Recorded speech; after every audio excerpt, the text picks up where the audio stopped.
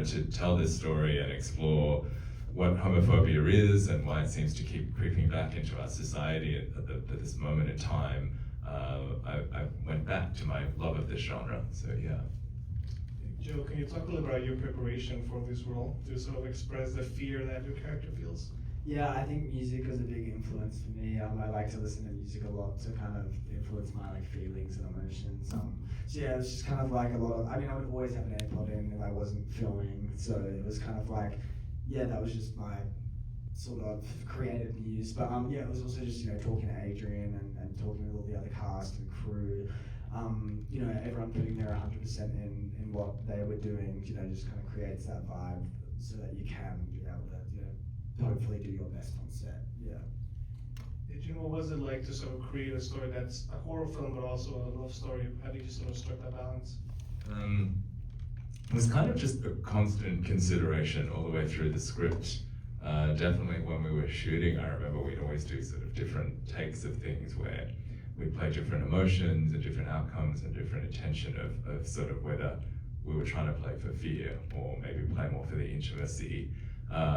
And then in the edit, just trying every different which way and taking scenes out, asking ourselves if this first half hour is just working because there's no scares in it, and how do we make it a bit scarier, and all of those sorts of considerations came into it. But at the end of the day, I think the connection between Joe and Stacey was so strong, and I think both the love story and the horror element needed that. They both relied on that, so that's the thing we kept going back to.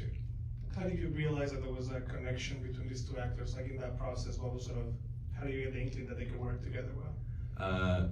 So we had this casting. Well, first of all, I realized Joe was going to be our lead because he'd done these amazing self-tapes. I'd seen him in Talk to Me many years ago when he was a little kid. But I didn't think of him for this role at the time because he was so young. And even when his self-tape came in, I think the little kind of cover tile of his headshot was like a 10-year-old. I don't know. 14-year-old headshot. Yeah, so I was kind of like, this kid, what? And then as soon as I pressed play, of course, I realized he was older, and also that he had this kind of raw intensity and a very kind of natural energy about him. Like you didn't really think you were watching an actor, you just watched someone who was very connected to his own emotions. And then in the callbacks, I remember he and Stacey did that first scene they have together in front of the snake, which at that point was a much more kind of, frankly, overwritten scene that I had in an earlier draft. But they performed this scene really in this incredibly connected way, and I could see that they just had this very natural and very honest bond between the two of them, and I knew we could sort of build the chemistry between these two characters in a way that would feel very truthful. Anything you want to add about sort of your relationship with Stacey and how did it develop before you shoot the film?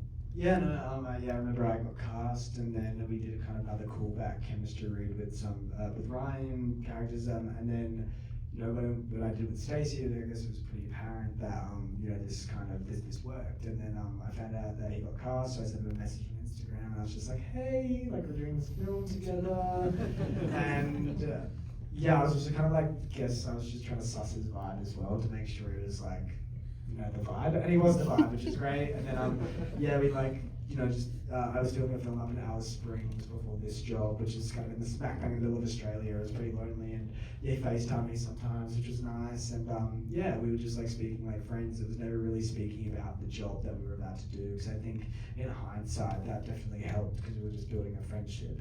And then when that friendship was built and that connection was built, coming into pre-production, we obviously did a lot of activities and stuff rooted, in the film, but which helped add to that connection. So then when it got to set and filming, it was just, it was already there. So it wasn't necessarily that we had to really worry about this connection or this love story, because it was already built. And that's a testament to Adrian as well, because he obviously got us to do activities in pre-production that helped us get close together. And yeah, it was all just conversations with everyone, and that's kind of what created this, this dynamic. And yeah, hopefully it represents on screen. That's for sure. Adrian, can you talk about the monster itself, the notion of the entity that takes the shape of the person you're most attracted to. I feel it's fascinating. Yeah, I sort of talked to a lot of people who've been through different conversion therapy practices and then heard about exorcisms performed on queer teenagers in cultures all around the world. And I sort of thought about, at first I was like, maybe we'll do like The Exorcist, but it's queer, and then there'll be like this idea of this gay demon. But then I was like, no, that's not really saying what I want to say. It's probably saying the opposite of what I'm trying to say in this movie. And so then I thought, okay, what are they really doing with a practice like that? And they're trying to scare us out of our desires and our feelings. They're trying to put something in rather than take something out.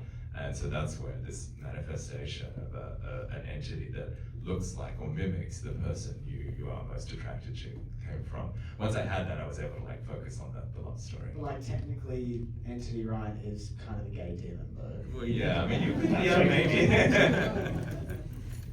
You could make a case for sure. Talk about casting Mia Wasikowska as the mother. I feel like, you know, she seems to be very selective with projects, and she's so great in this one. Yeah, I don't think I'd ever even seen Mia carry a baby on screen before. I hadn't seen her play a mum. But just something about her recent independent stuff that she'd done, like Club Zero and Bergman Island and some of those films, I thought, oh, she's kind of... Back as well, she was great. Yeah, and it just made me think, oh, she's kind of in this different phase of her life. I mean, this makes me feel so old. I've been following her since The Kids Are Alright and In Treatment and those sorts of things, where she was like this guy's age, you know? Anyway. But as soon as we met on Zoom, we just had this really great conversation, and I could tell she's just one of those actors who, she's just got this very quiet intensity that she brings to everything, and she was, I could just trust her to bring a lot of kind of, a lot of emotional backstory without ever having to cut away to a specific subplot with her. Like, I wanted the focus to be Joe and Stacey's characters.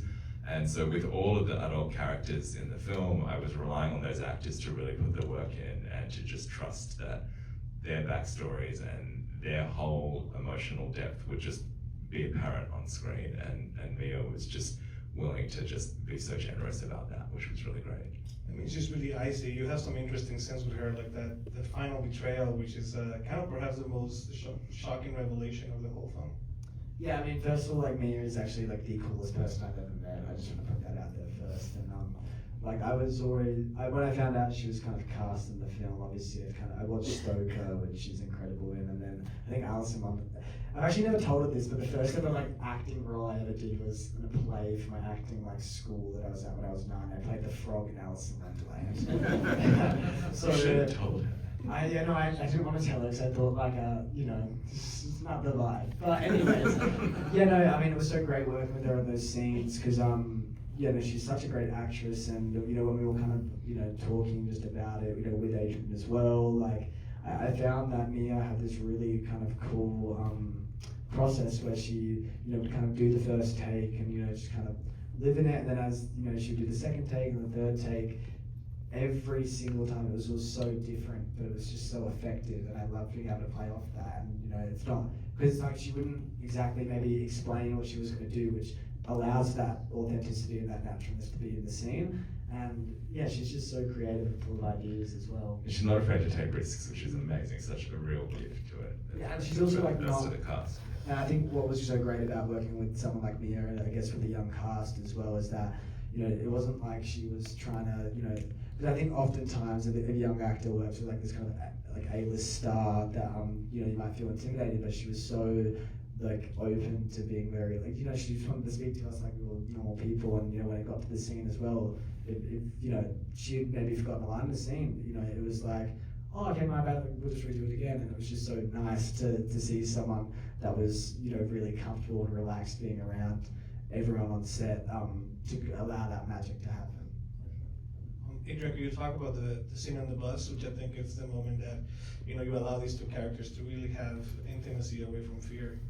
Yeah, when I was working on the script, in an early draft of the script, and I was sort of finding the shape and the structure, and I always knew that was the point in the story where the two characters needed to explore the emotional and physical intimacy that needed to be the closest they ever were at that point in the story.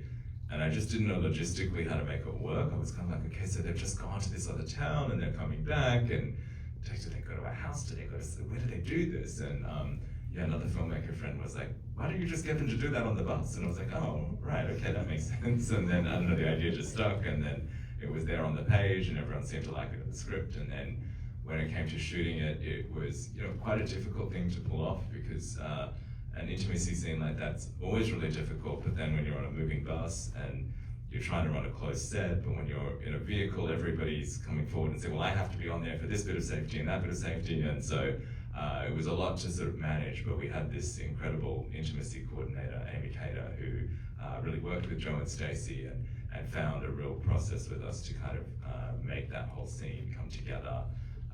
And then even in the edit, I remember we were figuring out how much do you show, how much do you not show, just to make it feel real, but also, just to keep that tension of like, is this safe, is this not safe, both in terms of will anyone see them, but also, can we really trust this is Ryan? All of those considerations were kind of in there, right through to the end of the edit and the end of the mix. We had to sort of think about those things.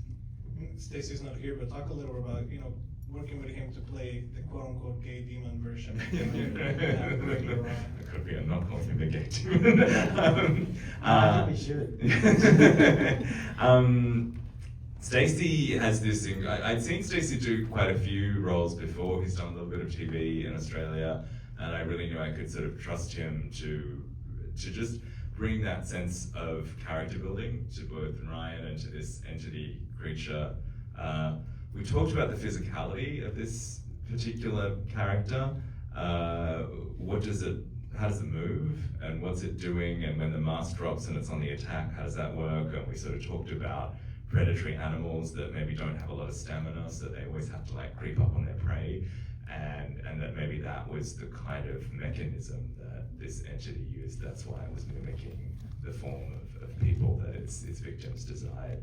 And once we had that, we worked again with Amy Cater, the intimacy coordinator, who didn't just sort of stage, sex scenes. She was also all about what does intimacy mean for these characters. So we got her involved, and we started working with Stacey. I remember we spent like hours just making him like walk from one side of a room to the other, just to figure out just the movement of this entity and just the look in the eyes and all that kind of thing.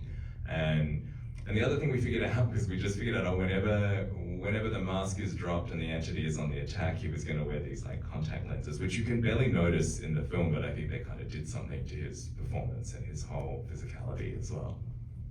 Before we wrap, my favorite moment in the film is the romantic line where he says, "I want it to look like you," which is, I hope it stays as one of the most unique romantic lines in the film.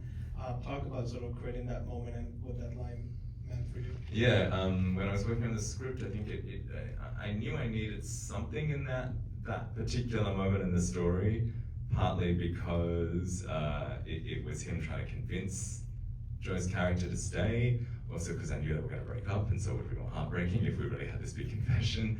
I thought a lot about conversations I'd had with other people, other LGBTQIA plus people around this idea of, what if they could change you? What if they could, make this different? And I think a lot of us talked about, well, what would that do to our whole histories, our relationships, all the people that we've met, all the people we've fallen in love with? Do you just let that all go? And so, we sort of came out of those, like reflecting back on those sorts of conversations and weird debates that you have with people about that stuff. So, yeah. Thank you so much, Adrian. Thank you, Joe. Thank you, everyone.